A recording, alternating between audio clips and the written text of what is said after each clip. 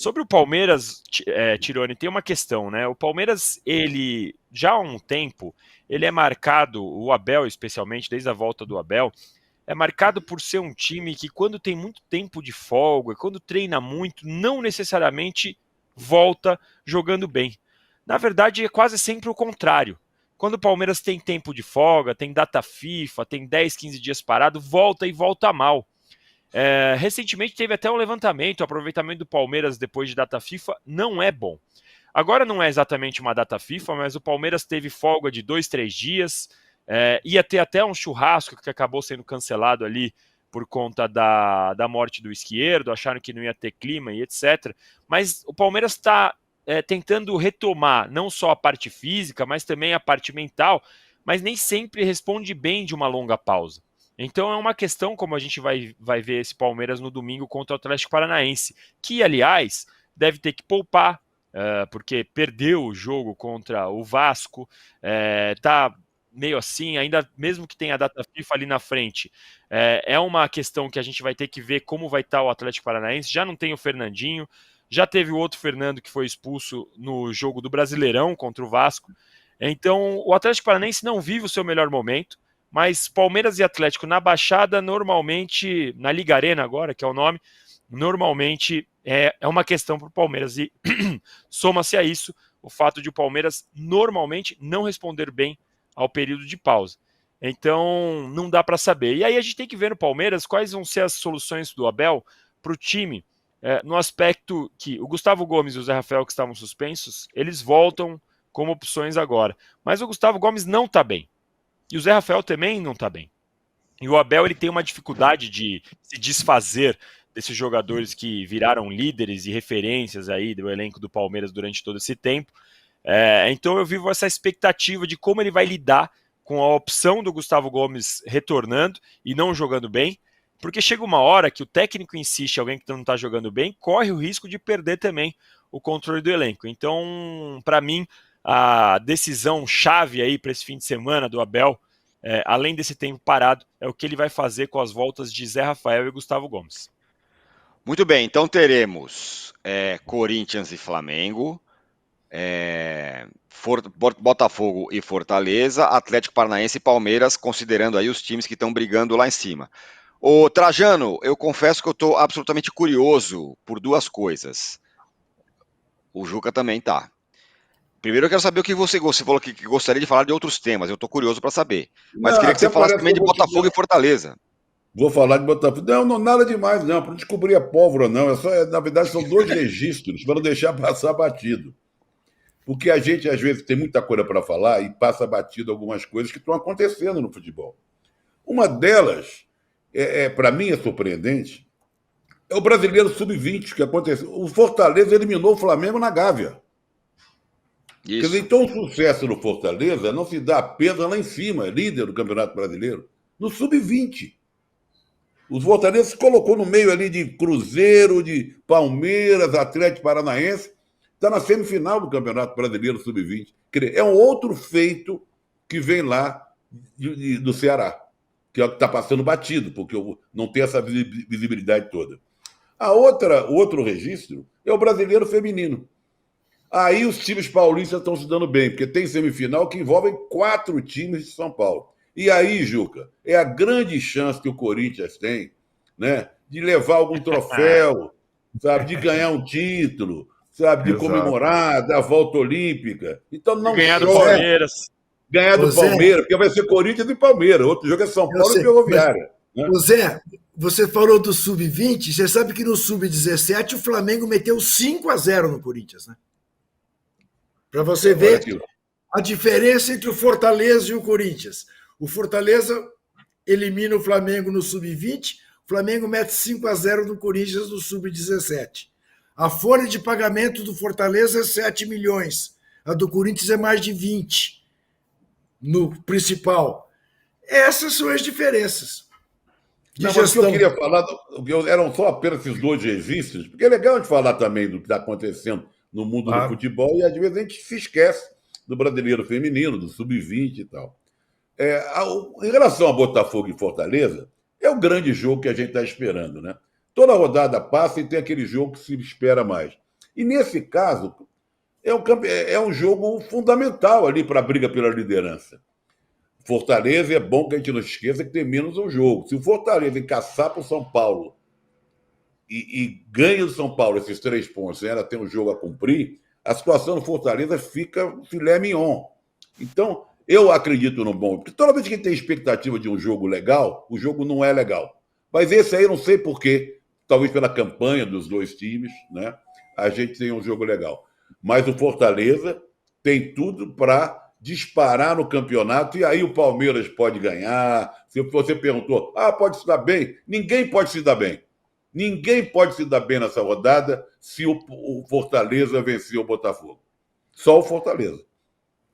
O Fortaleza, você falou sobre essa vitória do Fortaleza no Sub-20 aí, Trajano. Essa semana eu conversei com o CEO lá do Fortaleza, o Marcelo Paz, e ele falou sobre o futuro do Fortaleza, o que eles estão pensando lá. Ele falou assim, nossa prioridade é transformar a base do Fortaleza, é melhorar cada vez mais a base do Fortaleza, que isso que vai nos dar o caminho para o futuro e tudo mais. Então, uma das coisas que eles estão, me disse ele, que estão pensando muito seriamente lá no Fortaleza é justamente apostar bastante na base. De fato, o Fortaleza hoje não é um time formado por jogadores de base, né? Não, São pelo muitos jogadores contrário. contratados, pelo contrário, Pelo né, Arnaldo? Pelo Pelo contrário. contrário. Não tem praticamente jogador de base no elenco. Nesse trabalho do Vojvoda não tem. E agora acho que esse passo de fomentar as categorias de base, pensando agora e pensando na frente, né? E na grana Exatamente. também, né? Porque os caras, Claro, os moleques exato. sobem, jogam bem e eles conseguem também render um dinheiro para manter o time profissional. O Mauro, só para. Daqui a pouco eu vou passar sobre outro assunto, mas só sobre isso ainda, com relação ao Fortaleza. Claro que são realidades completamente diferentes quando a gente volta a falar do Flamengo, mas o Flamengo, além de tudo que ele arrecada com todas as coisas, ele também faz dinheiro com venda, né? Ele trouxe um monte de jogadores agora, vai trazer 3, 4 jogadores, vai gastar uma bala numa grana que não estava prevista no orçamento, mas também está pensando que vai poder vender jogadores. O Wesley pode ser vendido, outros jogadores podem ser vendidos, né? Isso acontece naturalmente, até muitas vezes o torcedor não entende, mas Flamengo, Palmeiras, por exemplo, os dois, a roda gira dessa maneira, vende jogador jovem, contrata outros, a coisa vai circulando. Se não vender, primeiro que o cara quer ir embora, né? O jogador jovem, quando ele tem a chance de jogar lá fora, ele quer jogar lá fora, é natural, né? O cara quer jogar num campeonato europeu, um campeonato de maior visibilidade, fazer uma carreira internacional, ganhar mais dinheiro, é natural. Até porque esses meninos conhecem os times porque jogam videogame, né? E vão cada vez mais alimentando o sonho de jogar ao lado dos grandes craques internacionais. Não tem, ou contra eles, né? Não tem como você evitar isso. Só uma informação, o Juca perguntou do Michael, apurei agora o seguinte, Michael será examinado hoje, não foi examinado ainda. Após o exame, aí os médicos do Flamengo poderão dizer qual é o tempo estimado de recuperação, se é que eles vão revelar isso, geralmente não revelam. Mas no momento, segundo o clube, ninguém sabe qual vai ser o período de inatividade, porque ele sequer foi examinado. Então tá. Então, beleza, passado aí a informação sobre o Michael. A nossa enquete, Trajano, ela tá um pouco óbvia, né? Sobre quem está mais classificado. Que novidade, que a enquete está óbvia. Minha torcida brasileira. Pô, agora eu tô autocriticando a enquete, tá vendo? Quem está mais perto da classificação na Copa do Brasil? Atlético Mineiro, 15%. Juventude, 14%. Flamengo, 66%. E Vasco, 6%. Diz aqui. Mas então, você vê como o Vasco está subestimado na enquete, hein? Eu também acho, Arnaldo. Eu também concordo, subestimado. O meu amigo Luizinho Nascimento, com quem eu estive no Rio de Janeiro, que acompanha com a camisa do Roberto Dinamite os jogos do Vasco, não deve ter gostado nada. Não votou nessa enquete, com certeza. Mas o Flamengo mais classificado parece que tá óbvio, né? O Rogério Ceni tem uma marca inacreditável de 13 jogos e 13 derrotas na história para o Flamengo. É incrível isso, né? Impressionante como não encaixa o jogo do Rogério, seja qual time ele estiver, com o Flamengo. Dá para dizer mais ou menos a mesma coisa, talvez não tão desse jeito, mas um pouco, Arnaldo, sobre o encaixe do Atlético Mineiro com o São Paulo, ou só o contrário, do São Paulo com o Atlético Mineiro. São Paulo foi lá, tentou, pumba, toma um gol no final e tá praticamente não, tá com uma situação muito complicada na Copa do Brasil contra o Atlético Mineiro. Completar a pergunta do Arnaldo? Até que ponto o Zubeldia é responsável por esse resultado porque essa brincadeirinha de ser expulso, ser suspenso, não ficar à beira do campo, não estar no vestiário, interfere no resultado do campo. Substituíram aos 49. Pois é, essa é a questão do jogo. Mas fala aí. Mas aí substituíram foi o próprio Zubeldia, né? Porque você não vai me dizer que o Zubeldia estava no cinema. O Zubeldia estava vendo o jogo e conversando com o seu auxiliar. Né? Mas faz diferente o cheiro, né, das coisas ali. Tem um dado interessante para você, Juca. São 3 perguntinhas. Essa coisa da substituição, acho que ela valeria ou das substituições valeria um outro debate com mais tempo. Porque aos 38 minutos do segundo tempo só tinha acontecido uma substituição no jogo. Não é no jogo, porque era um jogo de difícil encaixe para os dois times. E o Atlético fez uma partida muito diferente. Todos os principais jogadores do Atlético jogaram para marcar, inclusive os atacantes, uma coisa. Todos os jogadores do São Paulo receberam marcação individual, inclusive os volantes. Uma atuação diferente do Atlético. Mas o dado, Juca, é o seguinte: na história do São Paulo, a partir do momento em que vieram as 5 substituições, 3 jogos foram os mais relevantes em termos de a primeira troca acontecer para o final da partida. A partida em que a primeira troca aconteceu mais tarde foi essa, Atlético Mineiro. A outra foi contra o Bragantino, também pelo Brasileiro desse ano. A outra contra o Bahia, também no Brasileiro desse ano. Tudo depois dos 35 minutos do segundo tempo, a primeira troca. Nas 3 partidas, o Zubeldia estava suspenso. O que isso quer dizer? Ele não está no cinema, mas a reação, o cheiro da grama, a reação ao que o jogo pede, a atuação, não é por acaso que com os auxiliares, a primeira substituição de uma partida, as 3 partidas no estádio do Morumbi, tenham acontecido depois dos 35 minutos do segundo tempo. É, no mínimo, curioso, né? Esse fato, né? Então, conta muito, aí entrando na pergunta do Trajano, a ausência do treinador, sim, na beira do campo, né? Para tudo. Sobretudo, Trajano, num jogo que era tão diferente, que tinha uma carga emocional gigante, né? Por conta da morte do Esquerdo, tudo que aconteceu, por ter um adversário que normalmente não encaixa, como disse o Tironi, e por o jogo ser uma coisa tão de detalhes. Eu não acho que o São Paulo perdeu porque retardou as substituições, respondendo. Até porque as 2 melhores chances do São Paulo no jogo aconteceram depois dos 35 minutos do segundo tempo, com os mesmos jogadores em campo. O Caleri chutou, o goleiro fez uma grande defesa e o Lucas perdeu um gol aos 42, que talvez o Juca fizesse de cabeça. Né? Opa, claro que faria. Né? Você não faria? Opa! E aí o São Paulo tomou o gol na bola parada no último momento, como tomou com o Palmeiras, e aí é um outro fator. Todo mundo dentro da área, é a hesitação do goleiro, que tem uma dificuldade em sair do gol. Contra o Palmeiras ele saiu e tomou. Contra o Galo ele optou por não sair e tomou.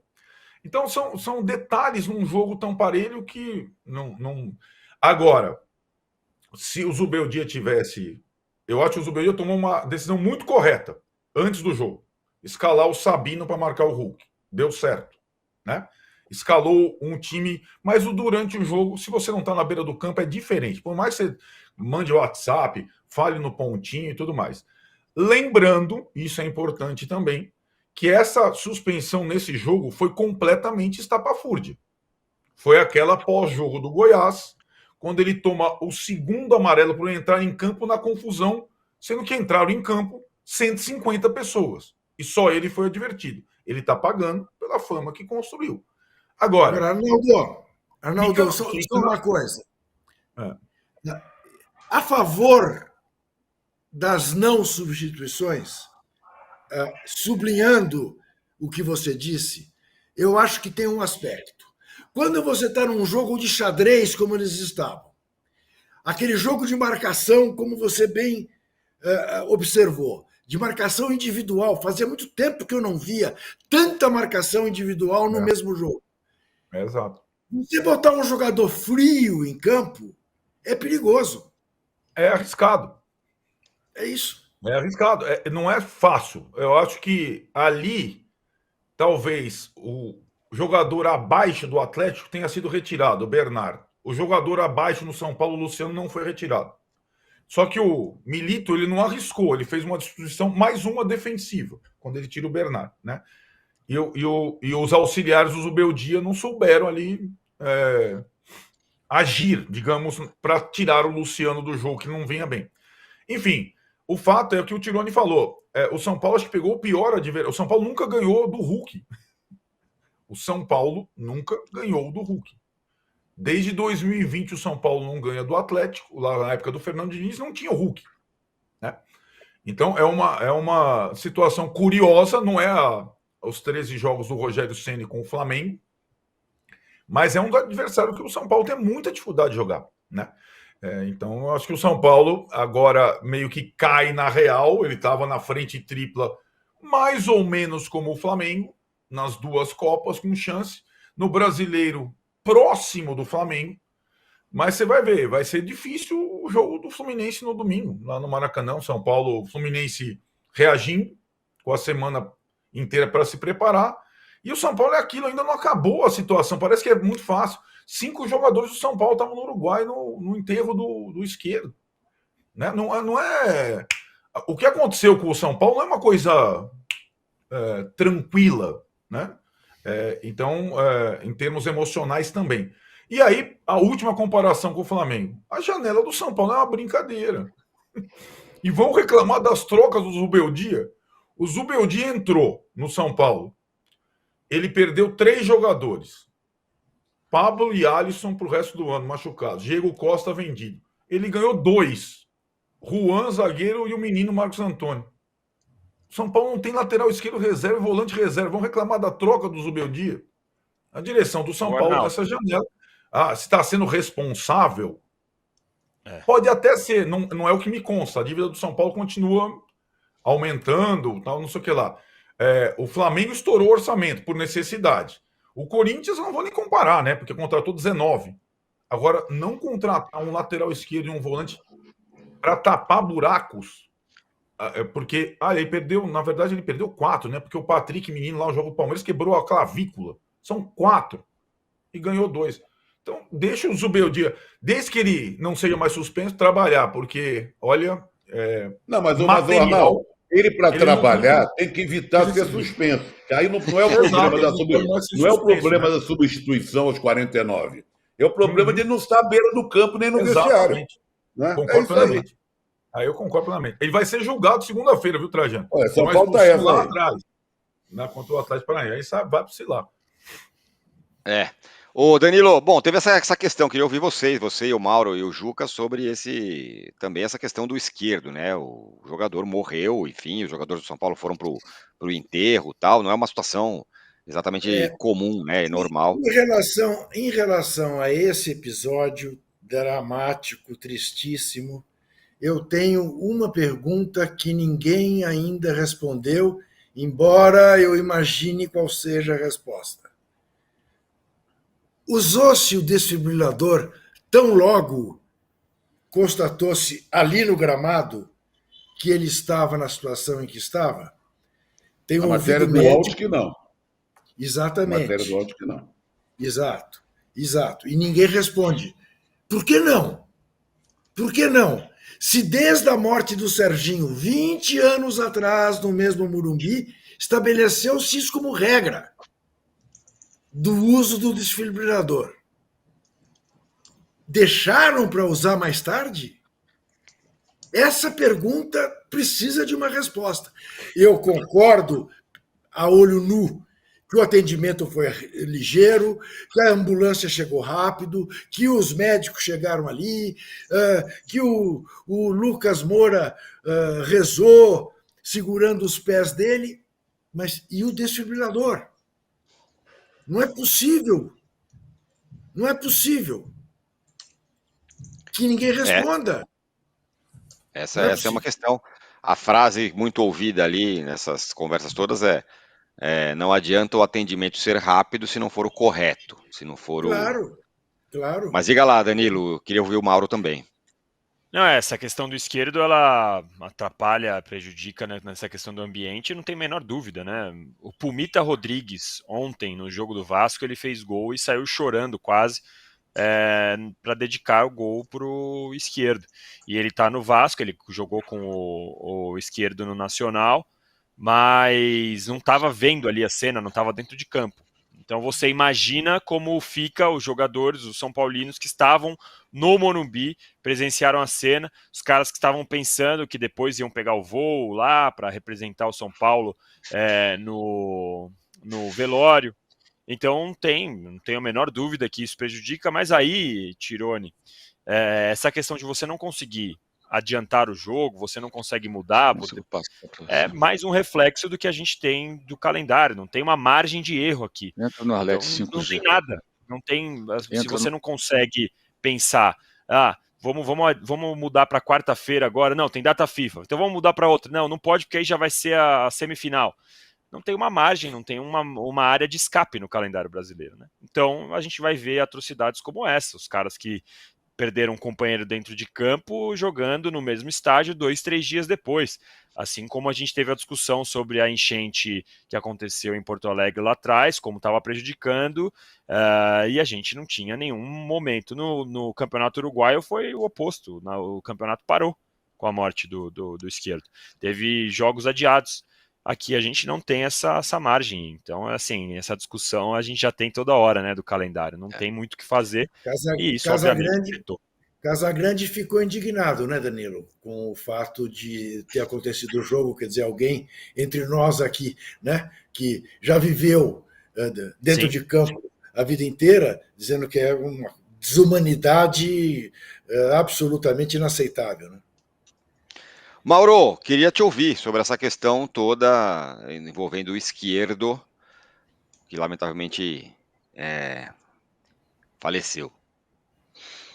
Tem 2 pontos. Um nessa matéria do UOL hoje, sobre o desfibrilador, e a outra é a questão do secretário de Esportes do Uruguai ter revelado há alguns dias, antes até da morte do jogador, que ele teria feito um teste num programa de futebol de base lá do Uruguai aos 17 anos, portanto há uma década, e que constataram ali uma arritmia e os pais não saberiam, segundo é o País, jornal uruguaio, os pais não sabiam, o Cerro, que era o seu clube de então, é um clube de Montevidéu, o Cerro, também não sabia.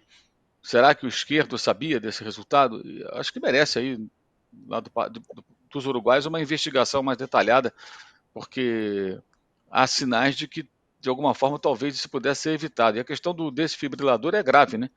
Porque se era para usar e não usaram, isso precisa ser mais discutido. E acho que os jogadores de futebol, aqui no Brasil inclusive, claro, né? Se fossem mais unidos, eles iriam questionar isso aí. O sindicato podia entrar em ação agora. O sindicato não entrou em ação lá para contestar o Tite, quando o Tite corretamente reclamou do fato do sindicato aceitar jogos em intervalos menores do que a lei determina. Né? Aí foi todo valentão, mandou nota. Tudo bem, o Tite também nunca falou nada quando estava na CBF, mas não é disso que eu estou dizendo. Falando do problema atual. Né? Claro. Do problema atual. E simplesmente o sindicato aceitou. Abriu as pernas para isso. Liberou geral, né? Tá nem aí. Então agora poderia se manifestar, porque isso merece uma investigação. Porque outras situações como essa podem acontecer e há de se ter certeza de que os equipamentos necessários para evitar o pior venham a ser corretamente utilizados. E isso partindo do princípio de que houve algum erro. Isso tem que ser investigado e discutido, evidentemente. Não estou aqui afirmando nada, mas existem interrogações aí no ar, né? Aqui no Brasil e mais ainda no Uruguai, com esse histórico do rapaz, né? Como é que pode? Se ele fez um exame com 17 anos, os pais não sabiam, ele era um menor de idade na época, o clube de então, onde ele atuava na base, não sabia, aí 10 anos depois acontece isso, o negócio assim, é um tremendo retrocesso, né? Se você pensar que o caso do Serginho já foi há 2 décadas e acontece de novo, e tragicamente no mesmo local, no mesmo estádio. Exatamente, apenas para quem nos vê e que estranhou a referência feita pelo Mauro ao Sindicato dos Jogadores, é bom esclarecer que o Sindicato dos Jogadores do Rio de Janeiro é dirigido pelo Alfredo Sampaio, técnico de futebol, ele é o representante dos jogadores, denunciado e reconheceu tempos atrás ter tomado 400 mil reais que não eram dele para fins que a gente não sabe quais eram, e aqui em São Paulo é o Zete. O Zete. Não, Zete não. Martorelli, Zete, não. Martorelli, ex-goleiro do Zete não, pelo amor de Deus. Martorelli. O Zete, nada a ver. Isso. Ex-goleiro do Palmeiras como Zete. Daí a minha confusão. E que há anos também, há uns 30 anos, ficou rico como presidente do sindicato do jogador. Ninguém faz nada. Ninguém. O Juca é tão jovem, queria falar o Berdan Catani. O Berdan Catani. O Berdan Catani.